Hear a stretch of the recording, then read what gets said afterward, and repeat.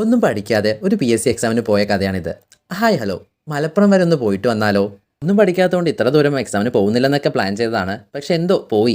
അങ്ങനെ ബസ് വന്നു, ബസ് കയറി. 35 രൂപയായിരുന്നു ടിക്കറ്റ്. റെയിൽവേ സ്റ്റേഷനിലോട്ട് ഇറങ്ങി കുറച്ച് ദൂരം ഉള്ളിലോട്ട് നടക്കാനുണ്ടായിരുന്നു. ഗേറ്റ് വേ ഓഫ് മലബാർ എന്നറിയപ്പെടുന്ന ഷൊർണൂർ റെയിൽവേ സ്റ്റേഷനിൽ നിന്നാണ് നമ്മൾ ട്രെയിൻ കയറിയത്. കേരളത്തിൽ തന്നെ ഏറ്റവും വലിയ റെയിൽവേ സ്റ്റേഷൻ കൂടിയാണിത്. ഞാൻ ആദ്യമായിട്ടാണ് ഇവിടുന്ന് ട്രെയിൻ കയറുന്നത്.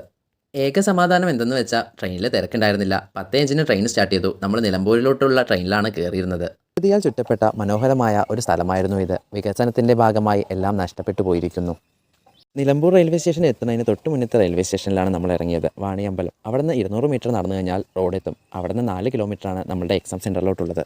എന്നെ ഞെട്ടിച്ച് കളഞ്ഞത് ഈ ഒരു സ്കൂൾ തന്നെയായിരുന്നു. VMC higher secondary school Wandoor. വളരെ മനോഹരമായ ഒരു കോളേജ് അറ്റ്മോസ്ഫിയർ ഉള്ള ഒരു സ്കൂൾ.